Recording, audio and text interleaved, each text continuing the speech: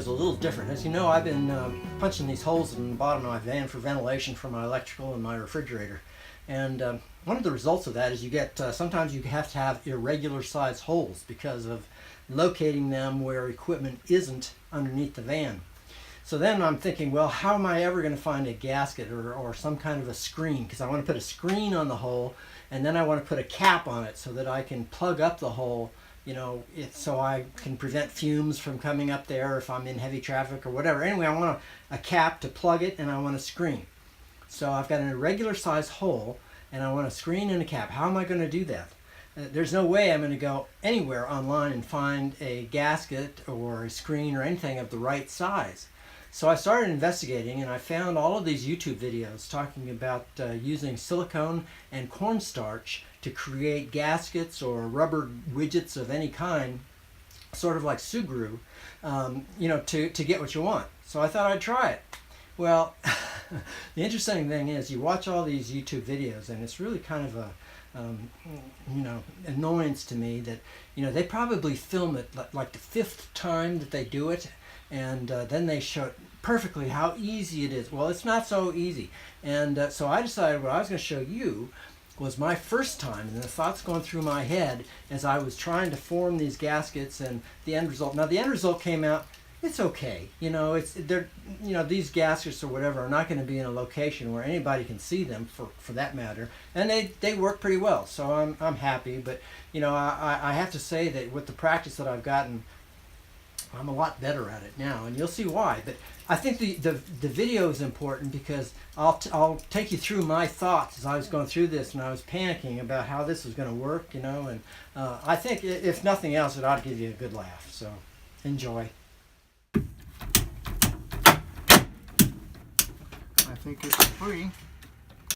After crawling under my van about 100 times, I finally figured out where to locate these holes, and I recruited my friend Dave to help me use his hydraulic punch to actually create the holes themselves. Now, I could have done this using a jigsaw, but this was just a lot cleaner for me. I still ended up with irregular size holes, at least for the one. Go ahead and wobble it around to get it out of there. There you go.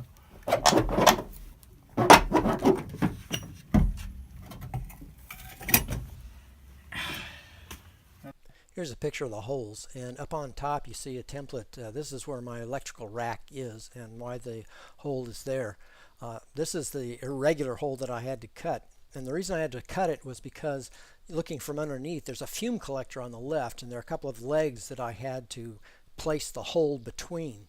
But in any case, that is why we had to have 2 ovals that I had to deal with later on. Here are the materials I'm using to cut gaskets to fit these plugs that I cut on the left there. Now those are made out of foam board. I've wrapped them with aluminum foil so that I can basically make sure that the gasket doesn't stick to those themselves using the Vaseline petroleum jelly. And then I was able to use the food coloring to give it a certain color, the gasket, which I made yellow. And there's cornstarch there and 100% silicone caulk. And that's the materials that I need to actually make the gaskets. Now the idea here is to make a gasket that goes over the lip of the hole, and it will grab the underneath, and then I will place a screen on top of that gasket inside the van, and then on top of that screen I will put another thin tube, or not a tube, but a bead of caulk, and then smush my plugs into that and create a wall on each side which will grab the plug. And then when that hardens, I'll have a nice gasket that I can insert these plugs into and pull them out. Okay, so now here's where it gets real interesting. I've got my silicone in there, and I'm you know, ladling the cornstarch over it. At this point, it looks like I've got a hell of a lot of cornstarch. You know, I'm thinking, wow, maybe I put too much on there. But you know, one thing I would urge you, now the YouTube videos say you can knead this. But if you knead it, remember that, you know, when you're kneading bread and you've got flour, the water mixes with the flour immediately. but this doesn't. You know, this caulk, it takes a long time for it to absorb the cornstarch. And also, notice what I'm doing there with my fingers. Do not do that, okay? Because you know, if that silicone is at all sticky, you're going to start mucking up your gloves. When you do this, you should never touch the stuff actually with your glove until it's obvious that it's in a form where you can start playing with it like Play-Doh. At this point, this is not the time to be using your fingers to do anything. All right, so notice how my glove is starting to get a little bit cakey there, and it's going to get a lot worse. Just give it a minute. All right, so now I'm starting to get a little bit worried here. You know, like did I really do this right? It doesn't seem like it's absorbing it, and it's definitely not turning color. Okay, so this is not looking like it's working at all. Now what you're going to notice is, and look at my glove, it's getting mucked up, more and more mucked up, and that's going to be a problem later on. All right, so but I'm gamely trying to do it, and pretty soon here I think I'm going to decide that, you know, this is looking pretty soupy, all right, and it's not really firming up, so maybe I need some more cornstarch. So in a minute here I'm going to make an emergency trip into the kitchen to buy my wife's brand new box of organic cornstarch, which really you know, I didn't need actually. Oh my God, look at me. Oh my, this is don't do this, do not do this. All right, now my gloves are getting really sticky. You should never do this at this point. And I'm starting to panic, thinking, what the hell am I going to do with this stuff? You know, it's not working at all. Kneading bread, no way. It's not. Look at it. It's just not behaving the way it should. What I should have been doing was just patiently working with the trowel with this thing. Just keep doing it, even though it doesn't look like it's absorbing the silicone at all. It is absorbing it, but it's absorbing it slowly. And now I'm just making a total mess of everything. Okay, my gloves, and now I have to go inside and get the cornstarch. So I'm going to have to take off these gloves in order to go inside. And now look what's happening here. This is pretty cool. All of a sudden, it starts absorbing, and then it starts turning color. All right, but I'm already I should not be touching it at all at this point. It's just turning into a gooey mess. All right, but it is starting to absorb, and the yellow is starting to come in. Now I'm thinking, all right, now I'm starting to panic. I don't have enough cornstarch. I've absorbed just about all the cornstarch, but it's still looking very, very soupy, you know, and it's not turning into Play-Doh at all. At this point, I was expecting this stuff to be such that I could make little figures with it, you know. I could make toys at this point, right? No. All right, so I'm deciding that I don't have enough cornstarch, and I'm going to have to go get some pretty soon here.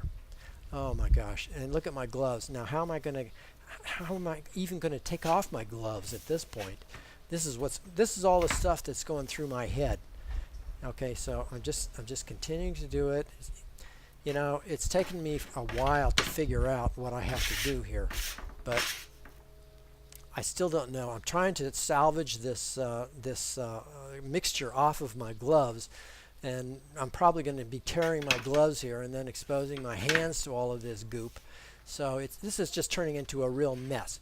Again, the lesson here, do not touch this stuff until it's obvious that it's not going to stick to your look, I'm looking for all the cornstarch I can get. No, it's empty.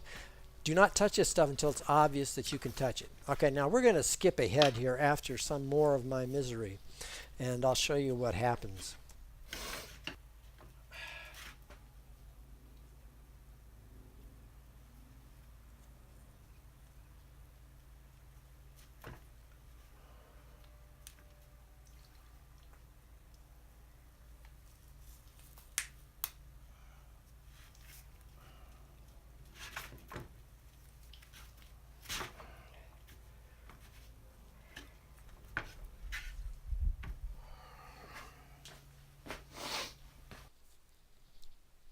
Okay, so at this point I've abandoned all decorum, and I'm just trying to salvage whatever I can out of this. You know, screw the gloves. I'm just trying to get it into a shape that I can actually use.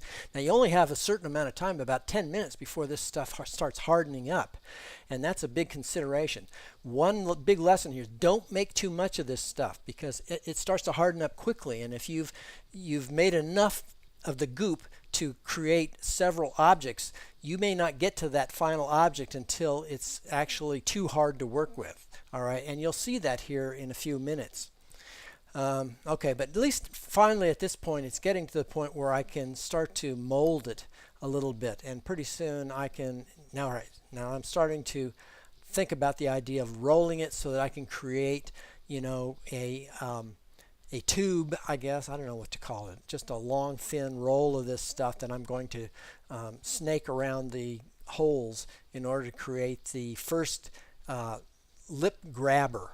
Okay, so I'm looking. I've decided that the circumference of these holes are about 15 inches. So I'm trying to get an idea of how long a a strand that I need, and so I'm trying to measure out 15 inches of it as best I can. But notice that while I'm doing all of this, I'm messing around with. I should have just done one of those. In other words, I should have had just enough material to make one of them. All right. So now I snaked it around there and I pinched it on all sides of the hole, and now unfortunately you can't see me, but okay, it's not looking too bad actually. All right, so that one looks pretty good. That is the basic idea. You know, I've got the screen underneath the plug, and I've got the plug inserted into it, and I've squished it so that it creates a wall on each side of the plug, of the round plug. Now I'm starting to do the other side, but okay, now here's the failing, is that I waited too long. All right, so I went and I grabbed that other roll of material. Now I'm trying to form it. At least now you can see the process that I used for the first round hole.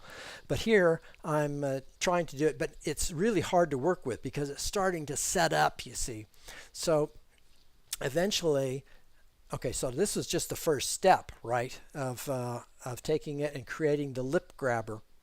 And I actually didn't do too bad a job. The stuff is workable enough to make that initial lip grabber of the gasket, and I put it in there, and it's not too bad actually.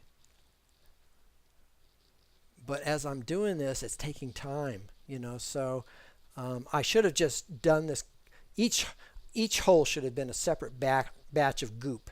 Okay, because I didn't recognize how long it was going to take me to actually create this stuff. Okay, now I finally have it done there, and I'm trying to make it pretty, and it's just not working. You know, the biggest lesson from all of this is to practice this first. Don't intend for this. Okay, there goes the screen. Screen is going on top of it. All right, so you get the idea of the process here. And then I'm going to put another bead on top of the screen, which will bond with the other material underneath the screen. But as I said, the biggest lesson here, now I'm trying to smush it down. Okay, I'm going to push it. But notice what happened now. I can't smush it. You know, the idea was to smush it so it would come up on the sides of the plug, and then it would grab that plug. And this isn't going to work. I've just waited. Okay, so I went over and I grabbed some more stuff, but time is racing on me, and it's become more and more unworkable. Eventually I abandoned this whole project, or this second hole, and I went in and I made another batch of goop to finish the job. So what I'm doing here, this isn't going to work. I've waited too long. This is already setting up. You'll see when I put the plug on it that it just does not smush at all. All right, so this is not going to work. So you practice and don't do too much. See that? It's set up already. I can't smush it in there. Now I've got a picture pretty soon here of what it looks like, what the final result looks like. All right, so this doesn't look too bad. I've got the caulk, or the gasket pulled up around the edges of the plug. I drilled another hole there because I need a hole for my AC power cord to go through there, and I'm going to make another little gasket probably around that hole to go around my cord. but this actually works really well. I can pull that plug out, and then I've got a little wall on the side of the plug, which is the height of the plug itself, so it holds the plug quite well. And then I've got screen underneath it. And as I said, this was an irregular hole, so there's no way I was going to be able to find a gasket to fit it. Someone more creative than I maybe could have come up with another solution to this, which may have worked, but this is not going to be seen. I did spray paint it just to make it match a little bit more with the rest of it. Looks like it needs a little bit more paint, but anyway, it didn't turn out too badly. So I'm pretty satisfied with the way these work. If I were to do it again, I think I would have done a much better job. And that's why I encourage you, above all else, is to practice using the material first and make sure that you're familiar with how it behaves. It is not like kneading bread, all right? And the key points are to use the trowel until it really starts looking like it's going to turn into a moldable object. And then once that happens, actually, the wall of this plug that I made, I didn't get any of this junk on the gloves at all. All right, so I used the trowel entirely until it was obvious I could mold it.